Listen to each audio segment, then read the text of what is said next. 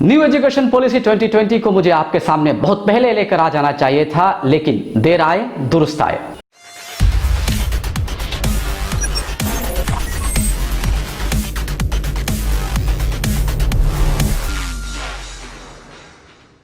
नमस्कार, मैं हूं गजम, अरुणाचल प्रदेश, इंडिया से।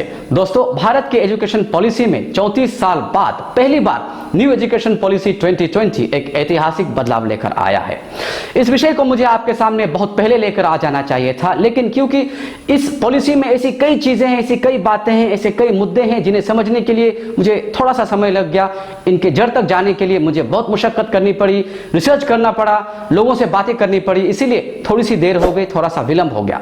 लेकिन मैं आपसे वादा करता हूं और ये दावा भी करता हूं कि इस वीडियो को देखने के बाद आपको इस विषय में जानकारी के लिए किसी और स्रोत की जरूरत ही नहीं पड़ेगी, किसी और चीज को पढ़ने की या देखने की जरूरत ही नहीं पड़ेगी। और एक बात, क्योंकि ये विषय बहुत ज्यादा इंपॉर्टेंट है और कोई भी चीज मैं आपके साथ शेयर करने से नहीं चूकना चाहता, इसलिए इस वीडियो को बहुत ज्यादा लंबा करने के बजाय मैंने 2 भाग में बांट दिया है, क्योंकि कुछ चीजें छूट जाती है अगर बहुत ज्यादा लंबी हो जाती है और आप भी बोर फील करते हैं। तो आज की जो वीडियो हुआ पहला भाग है, और जो दूसरी पार्ट है, the next part will be release on coming Wednesday. जो कमिंग वेडनेसडे है उस दिन मैं आपको रिलीज करके वीडियो दिखाऊंगा, उसको भी आप जरूर देखिएगा, क्योंकि उसमें भी मैं बहुत सारी इंपॉर्टेंट चीज डिस्कस करने वाला हूं। इसी विषय को लेकर एनालिसिस होगी, एडवांटेजेस डिसएडवांटेजेस की बात होगी, इसके अलावा ऐसे कई सारे मुद्दों पर बात करेंगे। तो चलिए फिलहाल पार्ट 1 के मुद्दे पर उतर आते हैं। न्यू एजुकेशन पॉलिसी 2020 4 स्टेजेस में बांटे गए हैं, 5+, 3+, 3+4। कंफ्यूज जरूर होंगे कई लोग कंफ्यूज हैं। मैंने कई लोगों से बात की, उनसे पता चलता है कि कई लोग कंफ्यूज हैं, लेकिन चिंता मत कीजिए, वही क्लैरिटी लाने के लिए मैंने ये वीडियो बनाई है।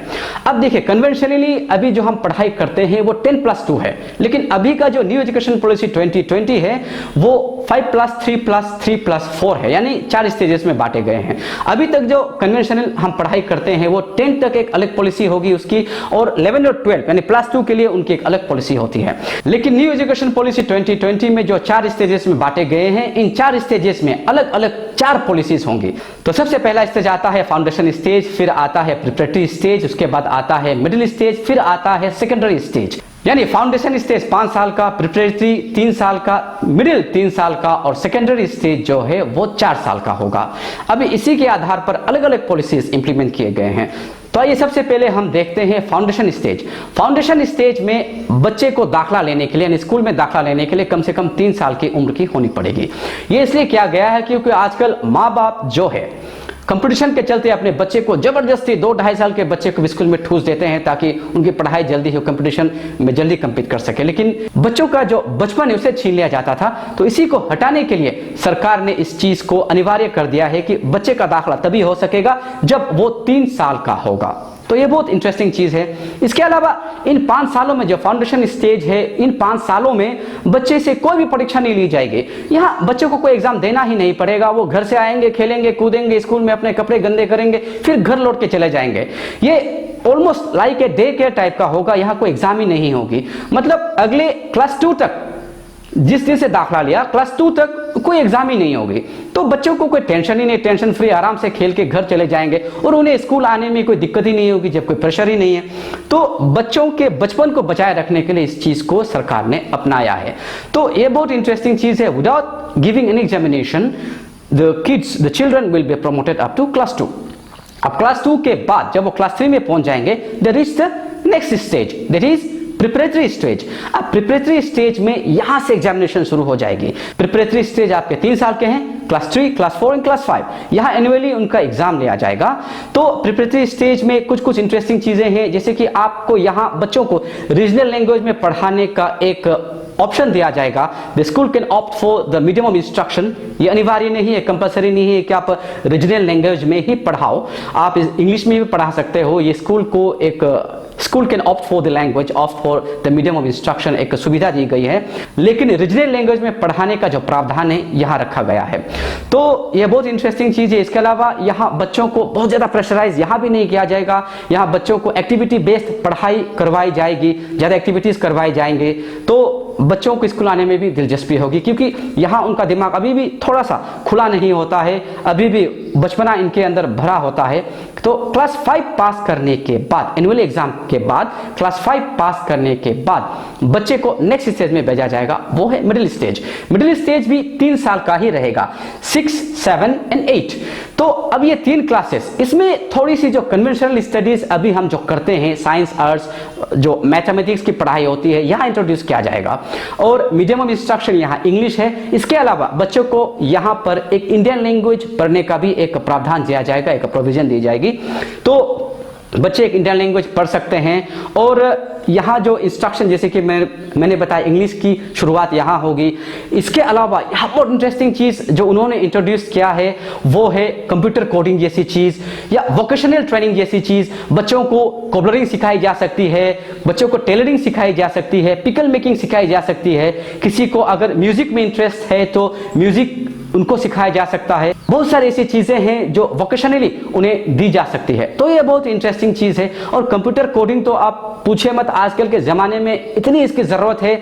जापान, चाइना में छोटे बच्चे जो अभी ठीक से बोल भी नहीं पाते, वो एप्स बना रहे होते हैं। तो हमारे बच्चे मतलब उतने एडवांस नहीं होते। तो उसी चीज को लेकर अभी ये चीज यहाँ पे इंट्रोड्यूस की गई है।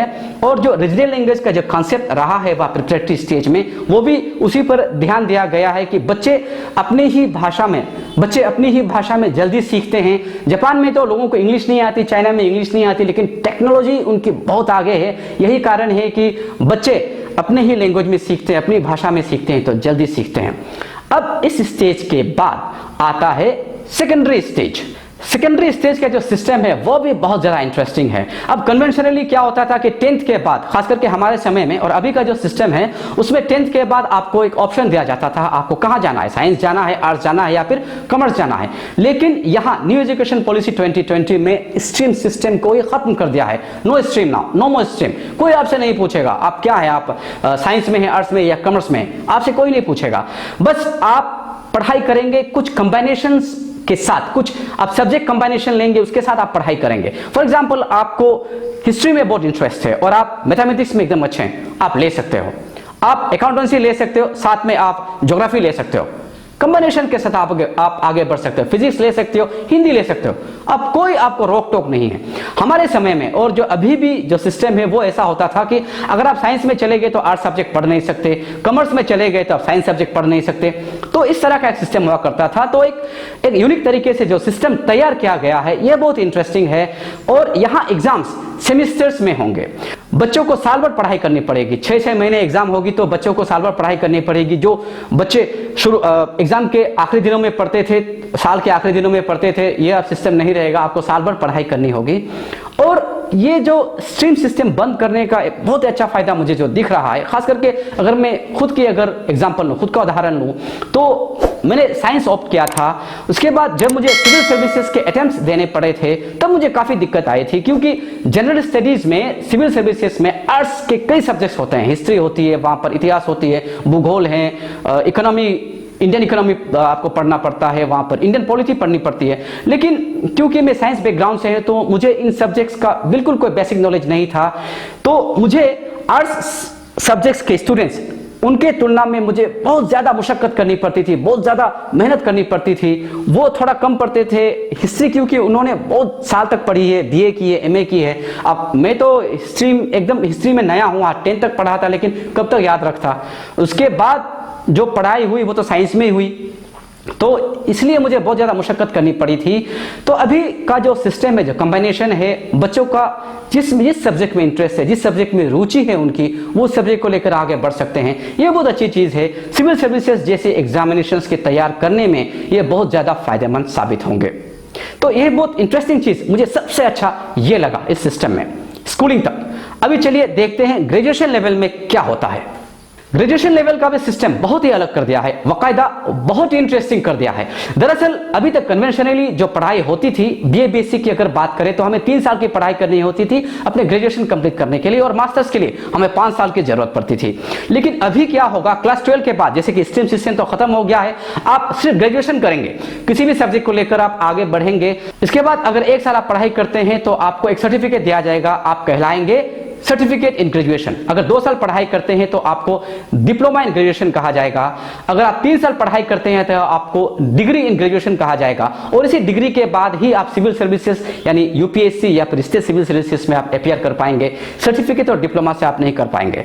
अब डिग्री के बाद if you want to pursue और स्टडी फर्दर, अगर आप आगे पढ़ना चाहते हैं तो you can also do that. Now you have to study 1 more year. अगर आप और 1 साल पढ़ते हैं, 3 साल डिग्री के बाद और 1 साल पढ़ते हैं तो you will be called a researcher. आपको एक रिसर्च ग्रेजुएट कहा जाएगा। अगर आप पोस्ट ग्रेजुएशन करना चाहते हो तो इसमें आपके 2 प्रोविजंस हैं। आप अगर डिग्री करते हो तो आपको 2 साल और पढ़ाई करनी पड़ेगी, यानी आप 3 साल पढ़ चुके हैं तो और 2 साल पढ़ाई करनी पड़ेगी। अगर आपने रिसर्च किया है तो आपको सिर्फ 1 साल पढ़ाई करनी पड़ेगी, यानी रिसर्च 4 साल का होगा तो पोस्ट ग्रेजुएशन के लिए आपको सिर्फ 1 साल की जरूरत पड़ेगी। मतलब पोस्ट ग्रेजुएशन की जो अवधि थी, जो पीरियड था, जो ड्यूरेशन था, पहले भी 5 साल का था और अभी भी 5 साल का ही रहेगा। और पीएचडी के ड्यूरेशन में भी कोई चेंज नहीं है, 4 साल का जो ड्यूरेशन था वही रहेगा, लेकिन एमफिल हटा दिया गया है।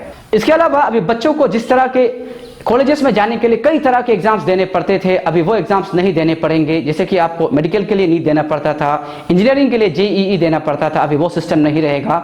अभी किसी भी कॉलेज में जाने के लिए आपको सिर्फ एक एग्जाम देने की जरूरत पड़ेगी। वो एग्जाम है कंबाइंड एप्टीट्यूड टेस्ट या फिर कंबाइंड एडमिशन टेस्ट। इसको पास करने के बाद आप किसी भी कॉलेज में दाखिला ले सकते हैं। आपको इंजीनियरिंग या मेडिकल के लिए किसी भी तरह से अलग से तैयारी करने की जरूरत नहीं पड़ेगी। तो ये सब बदलाव बहुत ही सकारात्मक है, ऑल ओवर डेवलपमेंट को लेकर ये किया गया है। अब इसके अलावा जिन बच्चों को रटा रटा कर एंट्रेंस में पास करवाते थे कोचिंग इंस्टीट्यूट वाले, वो भी अभी पूरी तरह खत्म हो जाएगी। रटने की वाली चीज जो है एकदम खत्म है। बच्चों को बिल्कुल एनालिटिकल होना पड़ेगा, ओवरऑल डेवलपमेंट उनका होना पड़ेगा। जिनका नॉलेज सच में वास्ट होगा, सच में जिनकी अच्छी पकड़ होगी, जिनकी अच्छी रुचि होगी, वही बच्चे आगे बढ़ पाएंगे। रटने वाली चीज बिल्कुल खत्म हो गई है। इस बात को अच्छी तरह समझ लीजिए और अपने आप को एनालिटिकल बनाना अभी से शुरू कीजिए। मेरी दुविधा जहां थी मैं आपको थोड़ा सा शेयर करता हूं। मेरी दुविधा ये थी कि कुछ प्रोफेशनल कोर्सेज है जैसे कि मेडिकल या फिर लॉ, इन जैसे जो विषयों में एक स्पेसिफिक ड्यूरेशन होता है और सरकार ने निर्धारित किया है, एजुकेशन सिस्टम ने ये तय किया है कि उस प्रोफेशन को हासिल करने के लिए, उस प्रोफेशन को प्रैक्टिस करने के लिए कम से कम आपको इतना समय पढ़ाई करनी होगी। जैसे कि मेडिकल की पढ़ाई 5 से 6 साल की कम से कम होती है, लॉ की पढ़ाई कम से कम 3 से 5 साल की होती है। तो इन जैसे जो प्रोफेशनल विषय है, इनको पढ़ने में किस तरह से जो अभी सर्टिफिकेट, डिप्लोमा, डिग्री या फिर रिसर्च जो ग्रेजुएशन है, उनका इम्प्लीकेशन यहाँ पर कैसा होगा, वो कैसे यहाँ पर अपना असर दिखाएगा, यही मुझे समझ में नहीं आ रही थी। तो इसी विषय में मुझे रिसर्च करने में काफी समय लग गया। तो मान लीजिए एमबीबीएस का कोई छात्र अभी 1 साल पढ़ाई करके बोलेगा कि I am a certificate in MBBS, अब मैं डॉक्टरेट प्रैक्टिस कर सकता हूँ। क्या वो प्रैक्टिस कर पाता? या फिर कोई लॉ का स्टूडेंट है, अब वो बाहर आकर 2 साल पढ़ाई करके बोलता है कि I am a diploma in law, now I can practice, क्या ये कर पाता? क्या? मेरी कंफ्यूजन यही थी, मेरी समझ में यही नहीं आ रही थी कि अगर सर्टिफिकेट, डिप्लोमा, डिग्री और रिसर्च जैसे जो स्टेजेस हैं, उनमें से किसी भी स्टेज को हासिल करने के बाद, खास करके जो पहले के 2 स्टेज हैं, सर्टिफिकेट और डिप्लोमा है, उन्हें हासिल करने के बाद क्या कोई भी उस प्रोफेशन को कैरी फॉरवर्ड कर पाता? यही मेरी दुविधा थी। तो मेरे रिसर्च से, मेरे एनालिसिस से अभी ये पता चला है कि ये मुमकिन नहीं है। हाँ, इसमें ग्रेजुएशन में जो सुविधा दी गई है ये बहुत ही बेहतरीन है। सपोज आप अपनी पढ़ाई बीच में छोड़ देते हो, ग्रेजुएशन के बीच में छोड़ देते हो, सपोज आप एमबीबीएस की पढ़ाई बीच में ही छोड़ देते हो, सपोज आपने 2 साल की पढ़ाई की, फिर किसी कारणवश आप उस ग्रेजुएशन को पूरा नहीं कर पाए, उस पढ़ाई को पूरा नहीं कर पाए, आप बाहर चले गए, फिर आप 5 या 10 साल बाद भी आते हैं, तो आप फिर उसी स्टेज से फिर से शुरू कर सकते हो। आपको दोबारा से शुरू करनी नहीं पड़ेगी, जो अभी का सिस्टम है अभी दोबारा शुरू करना पड़ता है। लेकिन न्यू एजुकेशन पॉलिसी 2020 में आपको शुरू से दोबारा शुरू करने की जरूरत नहीं पड़ेगी। एक एकेडमिक क्रेडिट बैंक होगा, उसमें आपकी जो पॉइंट है, आपका जो अंक है वहां पर जमा होगा, आपका रिकॉर्ड है वहां पर जमा होगा। आप 10 साल बाद अगर लौट के आते हैं, फिर से रिज्यूम करना चाहते हैं, आप उसमें रिज्यूम कर सकते हो। तो ये प्रोविजन है। लेकिन आप डिप्लोमा करके 2 साल पढ़ाई करके नहीं बोल सकते कि I am diploma in law, तो ये नहीं कह सकते। तो ये पढ़ाई जो है आपको पूरी करनी ही पड़ेगी, जहां तक मेरी समझ है। इसमें भी अगर अभी थोड़ी सी क्लैरिटी अगर और आती है तो मैं बाद में और बताऊंगा। तो ये चीजें मेरी कंफ्यूजन में थी, मेरे जहन में ये बात नहीं आ रही थी, मेरी समझ में नहीं आ रही थी, तो काफी रिसर्च करने के बाद मुझे पता चला। तो अभी तक की जो समझ है यही है। तो बहुत ही बेहतरीन सिस्टम बनाने की कोशिश की जा रही है ओवरऑल डेवलपमेंट में। अब मेरे ख्याल से इस वीडियो में मैंने आपको अच्छी जानकारी दी है। जो बातें बाकी रह गई है उन बातों को मैं अपनी अगली वीडियो में करूंगा, वरना ये वीडियो बहुत लंबी हो जाएगी। तो अगर आपको मेरी वीडियो पसंद आई हो तो लाइक जरूर कर दीजिएगा, दोस्तों के साथ शेयर भी जरूर कर दीजिएगा। इसके अलावा चैनल को सब्सक्राइब अगर नहीं किया हो तो कर दीजिएगा। अगली वीडियो का इंतजार कीजिएगा। आज के लिए इतना ही। जय हिंद।